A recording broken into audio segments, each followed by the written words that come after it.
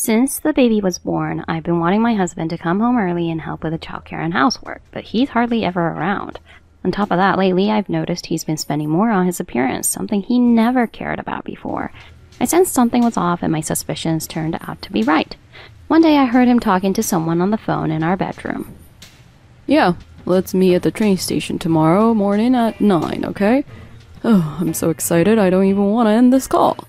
I was in shock, unable to speak or move. He didn't notice me and continued his conversation. We just had a newborn and my wife's been so tense. I have to be careful around her. As soon as I heard that, I felt a surge of anger from deep within. A husband who doesn't participate in childcare and is carefree playing with another woman outside needs to be punished. And so my revenge began. My name is Jessica Matthews. I'm 29 years old and a daycare worker. I'm currently on maternity leave taking care of my first child. People said it would be easy for me to take care of a baby since I'm a daycare worker, but it's not like that at all. My body hasn't fully recovered and I'm getting up every 3 hours at night to feed and change diapers. It's exhausting. I have newfound respect for mothers who have to juggle work and childcare after their maternity leave ends. The difficulty of balancing work and childcare depends greatly on the husband's cooperation. My husband Mike showed little interest in childcare, saying things like, I don't know how to take care of a baby and you're used to it, so you do it. I don't even know how to hold the baby or make formula. It scares me. I can't handle childcare. That's why I'm glad you're a daycare worker, Jessica. He used fear as an excuse to avoid helping with childcare. I told him, try to at least learn how to hold the baby, or the child will never like you. No, even if I hold the baby, he'll just cry. When he gets older, I'll play with him in the park as much as he wants. Oh, my boss is calling. He said this and quickly fled to his room. It didn't seem like I'd get any help with childcare from Mike for the foreseeable future. I sighed, thinking about the months ahead with little sleep. One evening, while I was cooking dinner, Mike came out of his room looking annoyed. Ugh, this sucks. My dad asked me to help with some documents he needs for a meeting tomorrow. I have to go to my parents' house now, so I don't need dinner. What? Dinner is already made. At least eat before you go. It's fine. My mom will prepare something for me. See you later. I sighed again at Mike's selfish behavior, but since it was a request from his father, I couldn't complain. I put Mike's dinner in the fridge, planning to serve it to him the next morning. As I quietly ate dinner alone, I mumbled to myself, why does his dad have to call him in for work on a weekend? But then I remembered, Mike works at his dad's company, so he can't refuse a request from him. Whenever Mike got called to his parents' house, I tried to stay calm by watching my favorite shows. Later that night, Mike came home, his face flushed red. I'm home. Hey, where's my welcome? His loud voice woke up the baby, who had just fallen asleep. I reluctantly went to greet him with the baby in my arms and said, a bit annoyed, your loud voice and the noise you made woke the baby. Huh? Whatever. I'm going to take a shower. I thought he'd apologize, but he didn't seem to think he'd done anything wrong. Mike, on the other hand, was completely oblivious and entered the bath without a hint of remorse. On maternity leave, the only person I interacted with was Mike. Because of this, his behavior was increasingly getting on my nerves. Maybe I should get out more and make some mom friends. Staying cooped up in the house all the time isn't good. For the baby's sake, I decided I needed to make some friends. The next day, after Mike left for work, I took the baby to the nearby community center. As I locked the house, I noticed something strange. Wait, did Mike drive to work today? I found it odd that the car was missing, as Mike usually took the train. I thought I'd ask him about it later that night and headed out without worrying too much. When Mike came home that evening, I asked him, hey, did you drive to work today? Huh? Why? Well, I noticed the car was gone and I thought you might have taken it. Don't you usually take the train to work? Oh yeah, I had to go out today and one of my colleagues was using the company car, so I took ours. I see. Anyway, I have an early day tomorrow, so I'm heading to bed.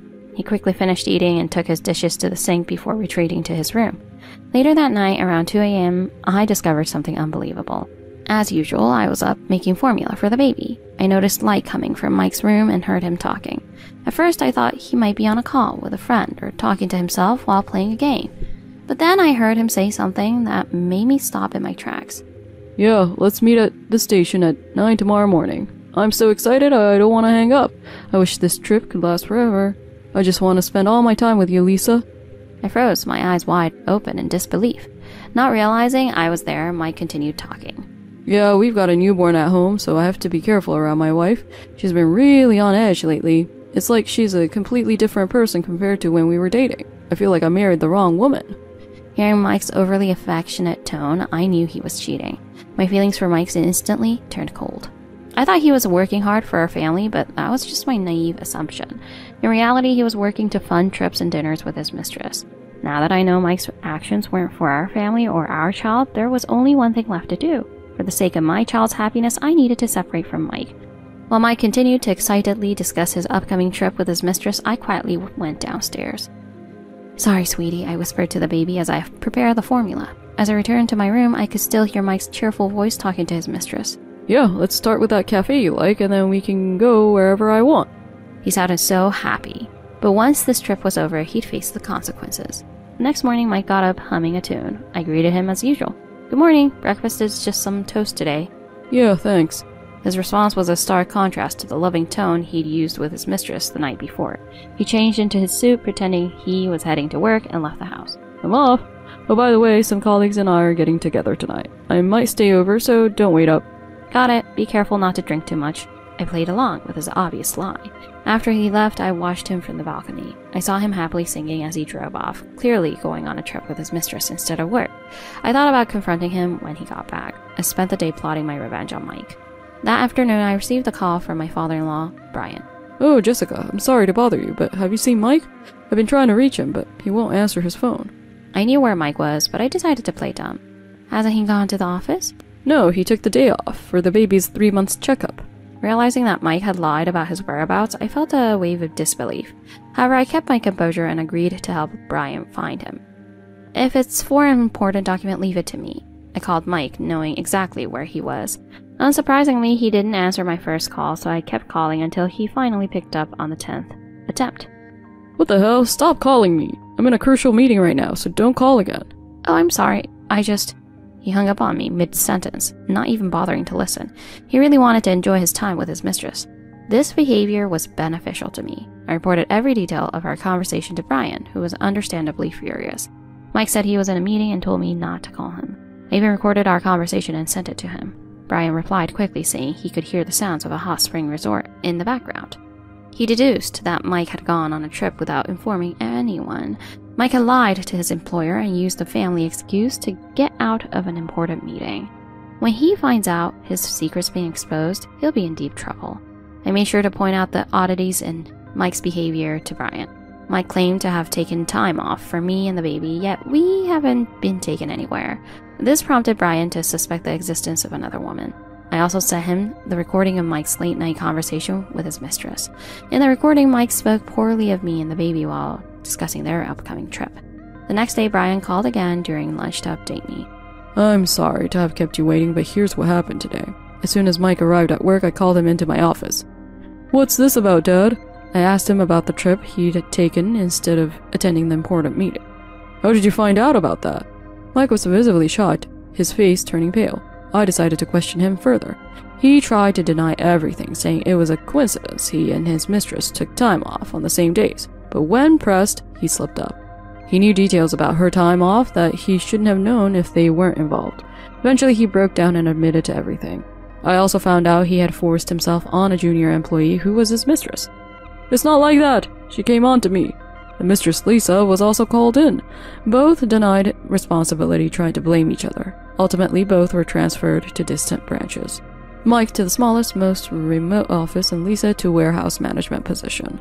When Mike and Lisa realized the severity of their situation, they both protested. "Why do I have to be transferred too? This is all her fault. Can you even work in this environment knowing what everyone knows?" "Well, I did this for your sake, so you'd better comply. With you at the main office, no one else can concentrate." Mike had no choice but to comply. After Mike was transferred, Brian informed me about it. "Thank you for letting me know." "Since he won't tell you, I wanted to make sure you knew. If he doesn't sign the divorce papers, I'll help you." "Thank you so much." With Brian's cooperation, I managed to secure a divorce and alimony. When we discussed divorce, Mike initially resisted, but after Brian spoke to him, he immediately agreed. It was clear he was afraid of facing more repercussions at work. Mike looked haggard, having lost weight since his transfer. Apparently, news of his misconduct had already spread at his new office. Female employees shunned him, and male colleagues were disgusted. Even the department heads had turned against him. After signing the divorce papers, Mike asked Brian for help with workplace gossip. Can't you tell them to stop talking about me? It's driving me crazy. This is your own doing. If you don't like it, quit. But I can't guarantee you'll find another job easily. Hearing this, Mike slumped to the floor in despair. I left the scene without looking back. It was dangerous to stay around him any longer. I also demanded compensation from Lisa. Mike, she initially ignored my demands, but when I threatened legal action, she finally paid up. Mike became a burden at his new office, quickly becoming part of the Window tribe. He too took out loans to pay for the compensation. Both he and Lisa are now struggling to make ends meet. All of this is their own doing. It took months after discovering Mike's affair to secure compensation. The process was exhausting, especially with a small child, but once it was all over, I felt relieved. I now live with my parents who help me with childcare. Occasionally, Brian visits with gifts for the baby. Thank you so much for everything. It's nothing. I'm more worried about you overworking yourself. Brian has become like a second father to me and the baby. Someday I want to repay him for all he's done for us. That's what I thought to myself. I married my husband Michael and built a good relationship with my in-laws. When I became pregnant and Michael was assigned overseas, we moved into my in-laws' house. Living with my gentle in-laws was more enjoyable than I had imagined. However, everything changed after Michael went abroad. My name is Emma, and I'm about to turn 30. I worked as an office assistant at the company I joined after graduating from college. I was raised by a mother and attended college on a scholarship. My mother told me that my father left us because he cheated. With no grandparents to rely on, it was just my mom and me. I always dreamed of building a warm, loving family. My mother raised me with so much love, and I truly adore her. I'm grateful she raised me, but she worked late, leaving me alone often. Hearing stories from friends about trips with their parents sometimes made me feel lonely. That's why I wanted to marry a faithful man and create a happy family. About 2 years after I started working, I met Michael at my company. He worked for a major corporation and was well known as a talented employee. Michael looked great in a suit and was tall and handsome. When he visited our company, I guided him to the conference room. That was the extent of our interaction. The women at the office would always gush when Michael came by, but I wasn't interested at all.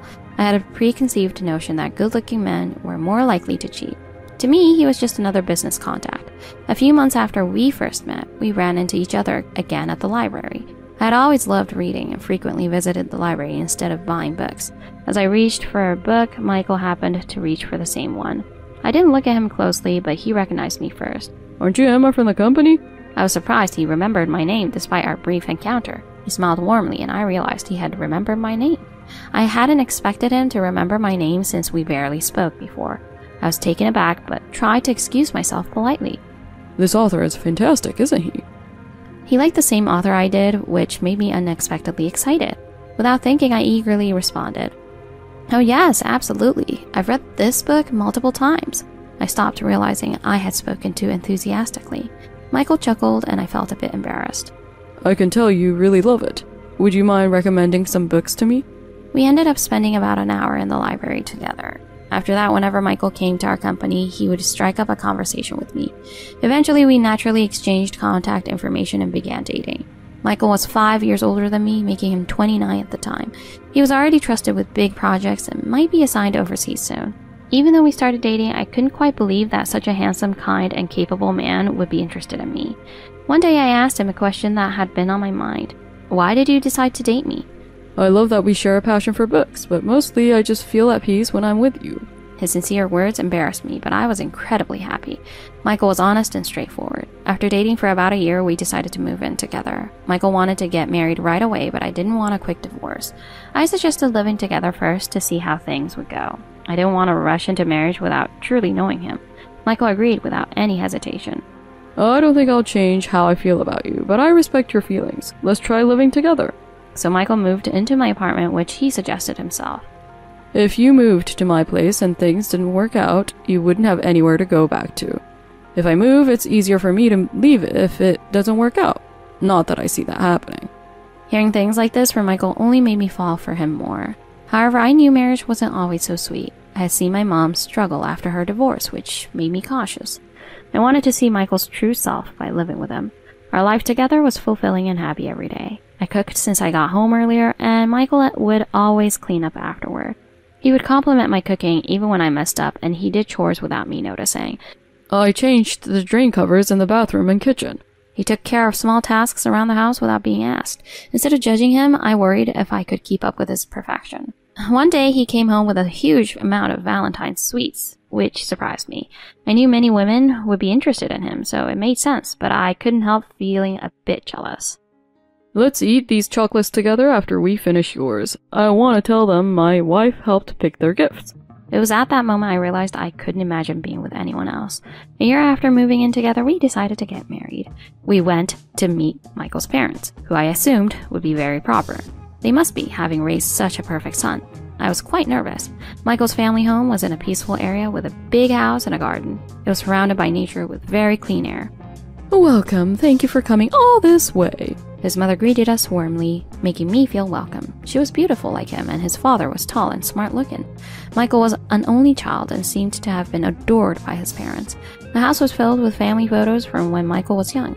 Looking at the photos, I felt a warmth in my heart and thought I'd like to create a family like this. His parents told many stories about him and even showed me his childhood albums. Michael has always been such a good boy. Since he chose you, I'm sure you must be a wonderful person too. Hearing her say that with a sweet smile made me feel touched. While I talked with his mother, Michael and his father were outside harvesting vegetables from their garden. Thank you for helping with the heavy lifting, Michael. Maybe you should give up the garden if it's too much work. Gardening is hard work, but we enjoy doing it together, so we have no plans to stop. His mother served us a meal made with vegetables from their garden, including Michael's favorites. This tastes just like I remember. It's always been my favorite. Michael seemed moved by his mother's cooking, and their interaction warmed my heart. I felt confident I could get along well with my in-laws. After visiting them, I felt sure that everything would be okay. After the visit, we started our married life in a new home. About 2 years into our peaceful marriage, I became pregnant. Michael's parents were overjoyed when we told them. Raising children is hard, but they bring so much happiness. Let us know if you need any help. We saw them only during the holidays, but they were always very kind. They often sent us vegetables from their garden and kept in touch regularly. A few months into my pregnancy, we found out we were having twins. I was surprised, thinking twins were genetic, and no one in my family had twins. Around the same time, Michael's overseas assignment was confirmed. It was my first pregnancy, and with twins on the way and Michael being far away, I felt overwhelmed. Why now? Can't someone else go instead? I fought back these negative feelings, not wanting to hinder Michael's career. How about moving in with my parents for a while? Michael talked to his company to delay his departure so I could get used to living with his parents. My own family was far away, so it would be hard to rely on them. It would be better to have someone around than to raise the twins alone, so I decided to stay with Michael's parents. We moved in when I was in my second trimester, knowing Michael would be away for about a year. We kept our apartment just in case, even though it seemed like a waste. Since Michael managed the finances, he handled all the money matters with his parents. As my belly grew, even moving became tough. Michael's parents were very kind to me. Don't worry about housework, just keep up your strength with the fresh vegetables. Living with them made me trust them even more. They respected my opinions and took good care of me. Life with my in-laws was more comfortable and enjoyable than I had expected. However, as my due date approached, Michael had to leave for his overseas assignment sooner than planned. There had been some issues and his departure was suddenly rescheduled. Michael left without being able to be there for the birth. As soon as he left, my in-laws' attitudes changed completely. Don't expect me to do everything for you just because I have been. My mother-in-law began pushing chores onto me, saying I needed to do more. I tried to follow her instructions, thinking I shouldn't just sit around, but her demands escalated. Can you plant these in the garden? Sally even tried to make me do tasks that required bending over. Pregnant women should respect their elders. Following her lead, Paul started making similar comments. I refused, saying it was too much for me in my condition. Who do you think you're living here for free? You're not even working, so at least do this much. Feeling I had no choice, I did as they asked, even though my heart was breaking from the trust I once had. The once comfortable home became a place of constant stress and pressure. I couldn't confide in Michael, who was working hard in a foreign country. I decided to endure it all by myself. As twins pose a higher risk, I was scheduled for an early hospital admission. Michael's parents had initially agreed to drive me to the hospital. Of course, that promise wasn't kept. I had to take a cab with all my bags to get to the hospital. It was my first time being hospitalized, and I was anxious, but being there was a relief compared to being at home. I gave birth to my twin sons alone. After a few weeks, I returned to my in-laws' house. Although I considered moving back to our apartment, I was too exhausted from childbirth and caring for twins. My in-laws were thrilled with the birth of their grandsons, but it soon became a nuisance. Grandma's here, sweeties. Don't look like your mom, look like your dad. If they have Michael's genes, they'll be handsome for sure. I found their comments annoying and offensive. As I struggled with unfamiliar motherhood, I eagerly awaited Michael's return so we could move back to our apartment. Here's the bank book. All the money Michael sends is for you to use for the kids. She handed me Michael's bank book, saying I should manage with what he was sending. When I checked, it was a meager amount. I was shocked, but since there were some balance left, I thought I could manage. What, you think $1,000 a month isn't enough? You should be grateful for every penny since Michael is working so hard. I was surprised, but I remained quiet. After giving birth, my in-laws fed me balanced meals to help produce nutritious breast milk. A few months after the twins were born, my in-laws stopped gardening and began shopping at high-end supermarkets. I thought it was for the twins' sake. However, they also started wearing designer clothes and going on trips, which seemed odd. They both had part-time jobs after retiring, but I wondered why their lifestyle had changed so suddenly. With the twins constantly needing attention, I barely slept. Whenever one cried, the other would wake up, and I was running on fumes. It would have been a relief if my in-laws had helped more. They only wanted to see the grandkids when it was convenient for them, not to actually help. They didn't change diapers or do any real caregiving. Their timing was always bad, showing up just after I had gotten the babies to sleep. I became more and more stressed, but I couldn't tell Michael. Then one day, after 6 months, my in-laws made a comment about the twins. They don't look like Michael at all, do they? No, they don't.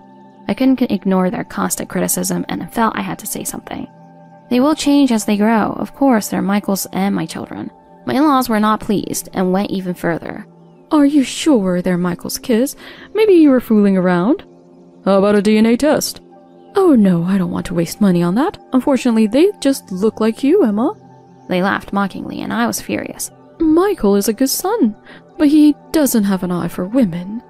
At that moment, the doorbell rang. To my surprise, it was Michael. Surprise! He returned earlier than expected to surprise us. I was overwhelmed with joy and almost cried, but my in-laws ruined the moment.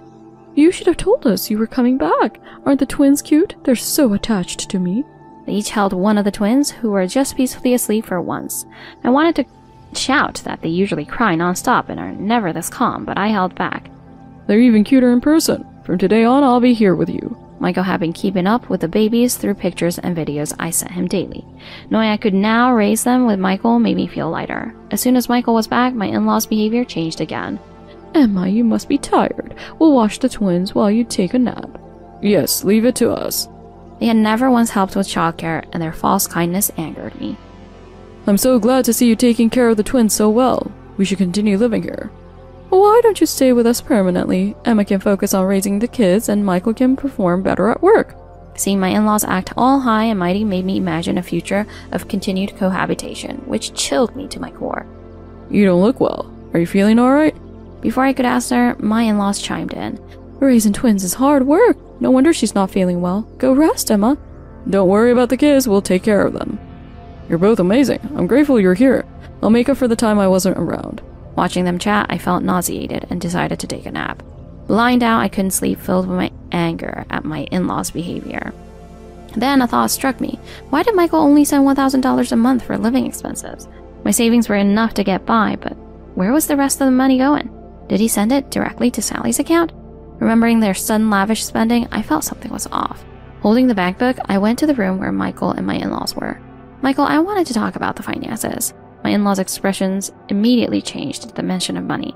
Emma, don't worry about the money. We're all living together now. Yes, save it for the kids. Raising two is expensive. I've been transferring money every month, but what's wrong?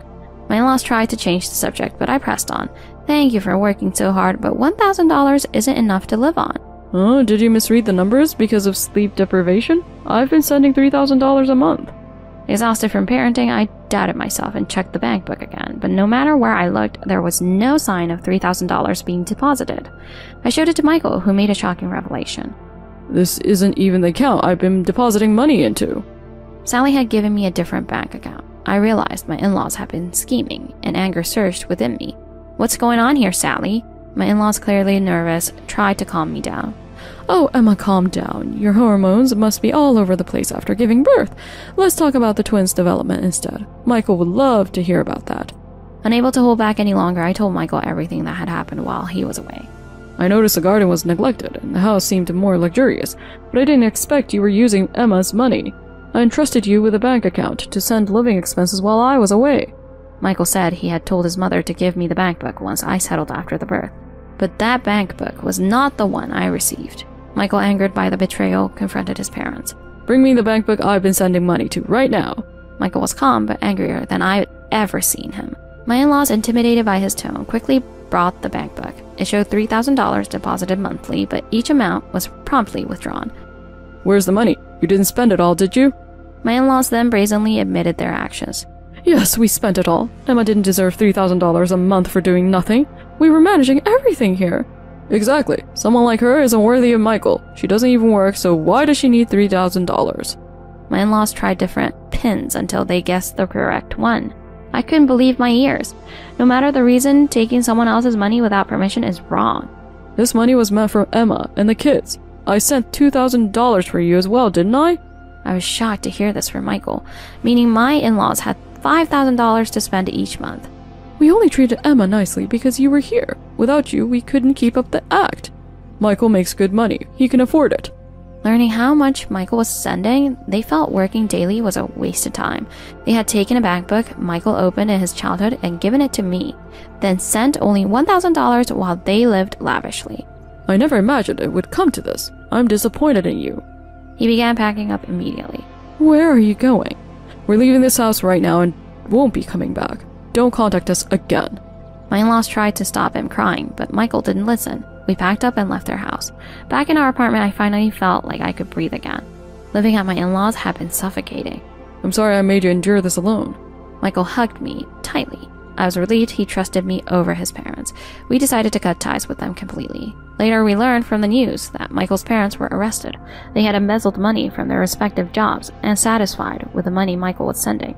They stole cash meant for company events, unable to tolerate their son's success being spent on a wife they disliked. After being released, they were living quietly together. Meanwhile, we were living happily with our family.